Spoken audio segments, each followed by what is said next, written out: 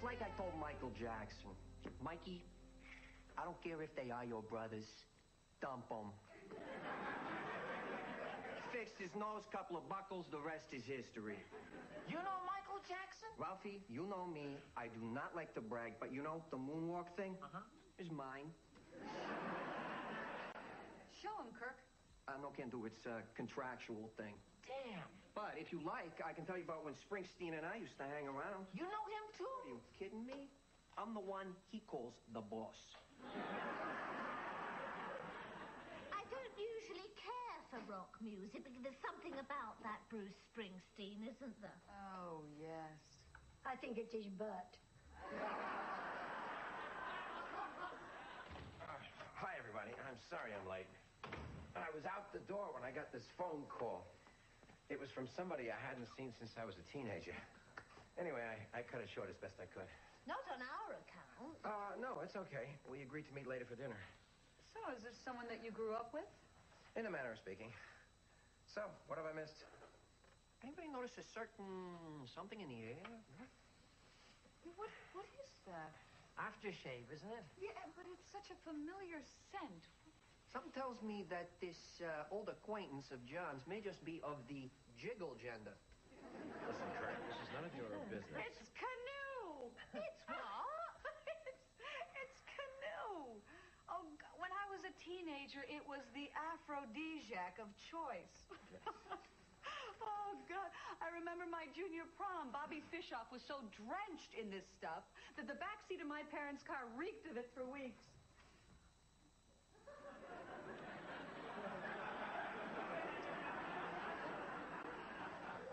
Did I say backseat? Sure did. Well, that's because Bobby always rode in the back seat. Really? Well, I would drive in the front seat. He would ride in the back seat. He would get car sick. Poor baby. He would ride all the way with his head sticking out the window. You sure it wasn't your feet sticking out the window? That's crazy, Kirk. How could she drive with her feet out the window? Cruise control. Now, John, maybe you'd like to tell us exactly why all of a sudden you smell like the boys' room at the sock hop. All right. You've all obviously guessed that the person I'm meeting is a woman. Oh, And the reason I'm wearing this particular cologne is it just happens to be what I was wearing at the time we met. Okay. Oh, well, so I guess it's safe to assume that this is an old flame? Well, sort of. All right, look, if you really must know, it's the first woman that I ever, well, you know. No, I don't know. I never know. You all always know. I don't ever see her. she's the one who left his pony out of the barn.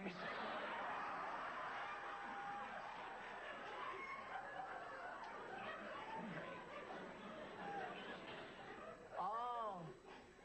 Did you ever get it back? No, Ralph. She's the woman to whom John surrendered his virginity. This stuff is called canoe?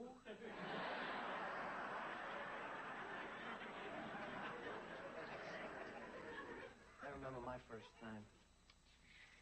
It was a beautiful moonlit night, right? Early spring, sultry breeze. I'm walking in the park.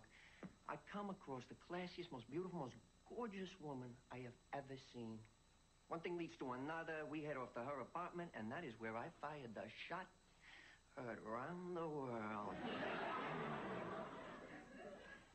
I remember my first time. It was at a tea dance in Hampstead Heath. Freddie Smythe Tarkington walked over to me, bowed just the way he'd been taught, and very politely asked if he could have the pleasure. So I went upstairs and gave it to him. What about you, Kate? Tell us about your first time. I think she just did, remember? Little Miss Prom Queen grinding gears with backseat Bobby. Ralph, why don't you tell us about your first experience? Can I wait until our next meeting to talk about that? Of course you can, dear. I've got my work cut out for me this week. John, you started all this. Tell us about your passage into manhood. Well, you know, I can remember it like it was yesterday. It was the summer after I turned 15, and I was at this resort in the Catskills with my parents. I was at the pool one day, and I just done a great backflip, and I was laying out on the towel, and suddenly I hear this female voice saying, "Hello." So I look up in the sun, and there were these long, long legs. I mean, they went on forever. Somewhere at the top, somebody had built a beautiful girl. I mean, you can't imagine what she looked like. Who can't? Her tawny, supple form straining the flimsy fabric of her French bikini. Ralph, please. Well, anyway, as it turned out, Yvonne and I, you know, we kind of got to talking, and, well, we hit it off. So much so that she asked me to meet her at the golf course at 11 o'clock that night. Sounds like a pretty good tee-off time. Yeah, well, she brought along this bottle of Portuguese red wine. Boy, I tell you, between what she looked like in the moonlight and that wine, she was a fantasy come true. So, at 11:20 on the 5th fairway, I became a man.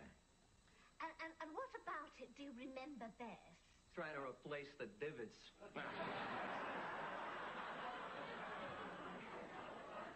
You know, you'll never guess what I said to her when we were done.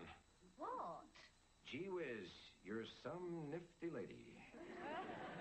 John, was this her first time, too? No, I don't think so, Ralph. She's a little older and a lot more experienced than I was. And how long did you two maintain contact? Perhaps I should rephrase that. No, it's okay. I don't know. She left the next morning, and I never saw or heard from her again. So where are you two going tonight? Oh, we're just going to have a drink around the corner, and then I've got reservations for this little restaurant. Which little restaurant? Le Chardonnay. Ooh, how romantic. Yes. Isn't that the restaurant over by the golf course? No. No, Kirk, it's not by the golf course. All dressed up, aftershave, romantic restaurant. Seems to me like you're trying to rekindle that old flame. Yeah, well, what's so bad about trying to relive one of the most exciting experiences of my life? I'd love to relive my first time. Took place on a submarine. Really, dear? I didn't know that they allowed women in submarines. Well, they don't as a rule, but the crew took a vote.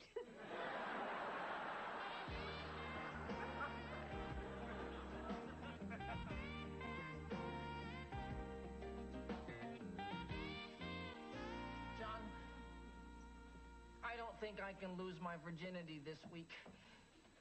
Monday's my standing appointment with the dermatologist. Tuesday's my day to clean the turtle tank. I have my allergist on Wednesday. Thursday, I spend all day in the unemployment line. By Friday, I'm so exhausted, it's all I can do to make it to the meeting.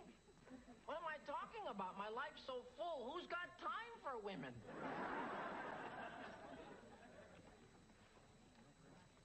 Oh, there she is. Oh, thanks for the talk, John. You're such a great listener. Yeah, anytime, Ralph. Well, Hello. you look terrific. Thank you. That's very sweet. Now, how about me? Have I changed? Well, that's hard to say. I've never met you before.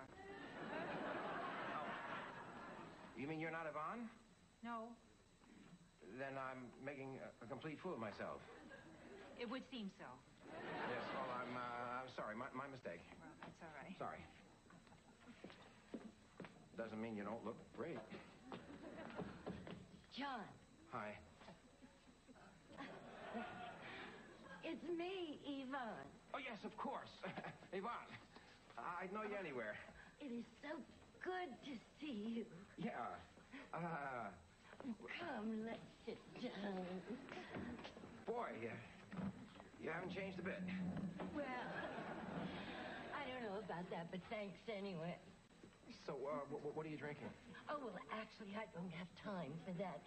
And about dinner, I'm afraid I have to cancel. Oh, really? No. Oh, gee, that's too bad. Well, listen, I understand completely.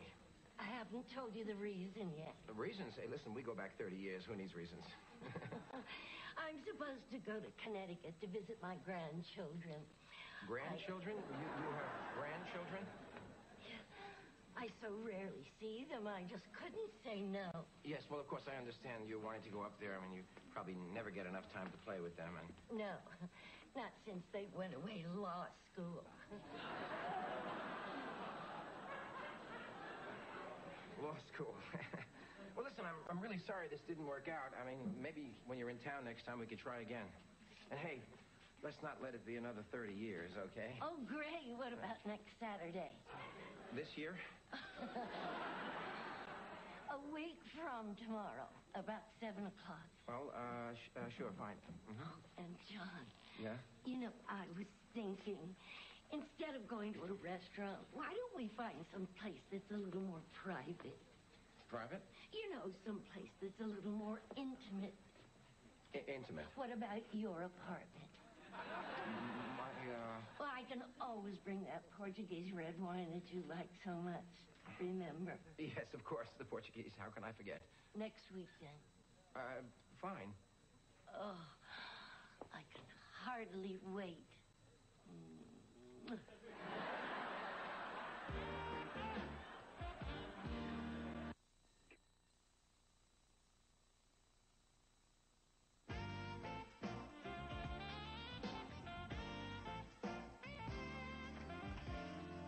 So, John, Right. how did it go with the old flame? Yeah, you two go for that little bounce down memory lane? Please, Kirk, it's none of our business. The man asked you a question. Well, I'm sorry to disappoint you all, but there's really nothing to report. She had some last-minute family obligations and couldn't make the dinner at all. She'd rather be with her family than the Lothario of the Lynx? Well, she said she hadn't seen her grandchildren in a while, and... Grandchildren? Just how old is this woman? Well, she's, what's the difference how old she is? Well, let me ask you this, John. If the two of you went to the movies together, could one of you get in for half price? Look, suffice it to say that when we first met, she was somewhat older than I thought she was, and she's even older now. Oh. Oh, it's a good thing she had other plans, John. Sounds like you really dodged a bullet. Or should I say, musket ball. Listen, I'm not sure that I've dodged anything. She wants to come to my apartment tomorrow night for dinner. I don't know what to do. You can always make a nice salad. No, And Ralph. there's that delicious salmon you make. No, Ralph, don't you understand? The problem is she's coming over tomorrow night. She's not interested in dinner. She's interested in me. John, don't you think you might be jumping to conclusions? She's coming to my apartment tomorrow night to have an intimate evening to make up for lost time. She's even bringing a bottle of our favorite wine. Yep. Sounds like she's ready to do the back nine. Come on, John, she's an older woman. And maybe she just needs someone to talk to, a shoulder to lean on. A lap to sit on. A ear to nibble on. A face to suck on. Oh, all right, that's it. I'm canceling. I'm canceling. Why, John? Because she's looking for a romantic evening, and I'm just not interested. Well, whatever happened to Gee Whiz, your some nifty lady? Yeah, you were interested a week ago. Well, last week I still had this romantic fantasy from 30 years ago. But the reality is, there's nothing between Yvonne and me anymore. I mean, there's no chemistry. And there was back then? There was chemistry.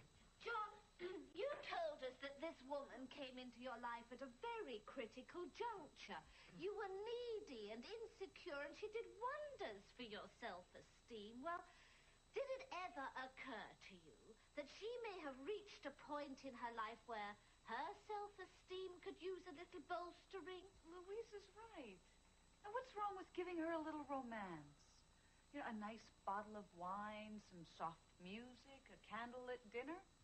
Well, when you put it that way, For dessert, she could be expecting a heaping portion of John Jubilee. Hey, wait a minute. You know, Kirk is right. I mean, if I set up a romantic evening, she's liable to expect that we're going to end up in bed together. What would be wrong with that? Seems like she did something nice for you once. Well, I mean, if you sleep with someone just to spare their feelings, don't you think they know it? Not if you do it right. Hubert.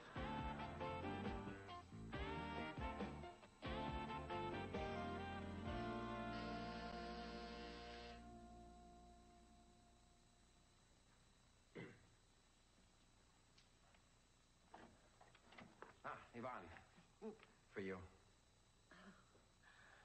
You greet everyone who comes to your door like this. Yes, of course. Except for the newspaper boy.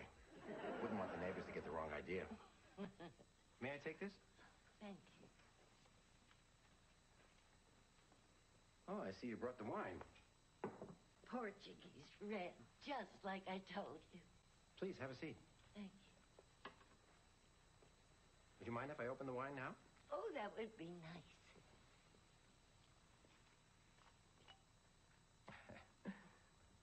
Would you like to smell the cab? Oh, excellent. Thought so. So, did you have any trouble getting here? No, I was lucky. I had an English-speaking cab driver. Oh, good. So I guess he's working tonight, huh?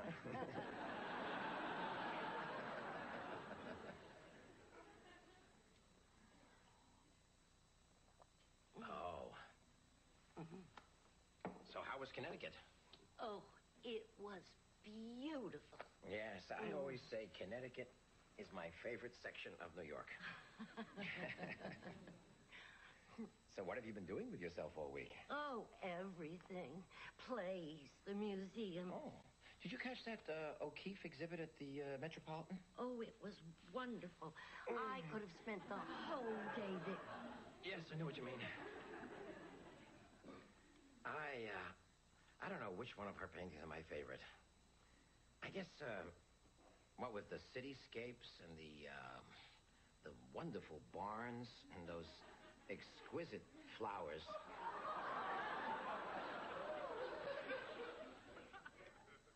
John, Yes. what's going on? What do you mean? Your hand. My hand? What is it doing? Doing?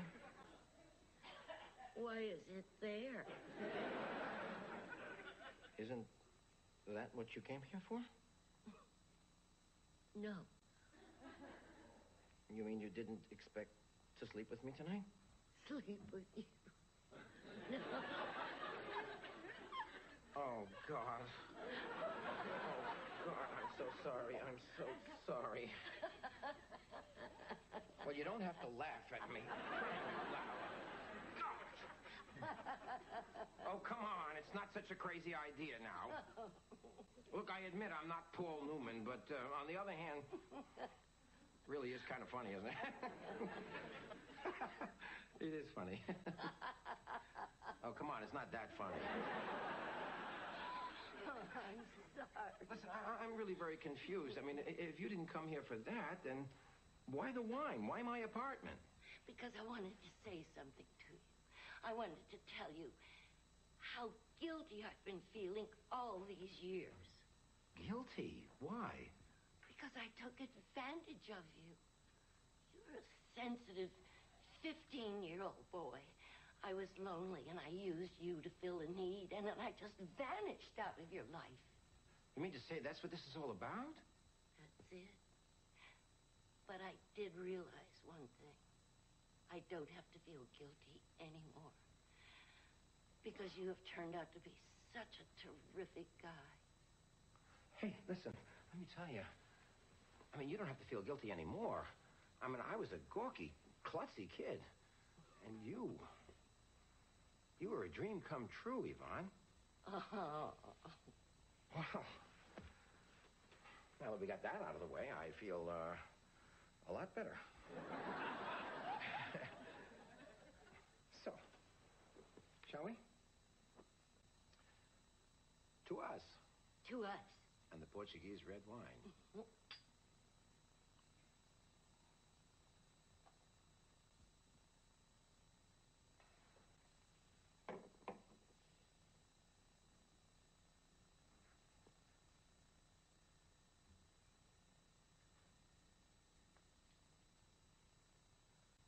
Gee whiz. You're some nifty lady.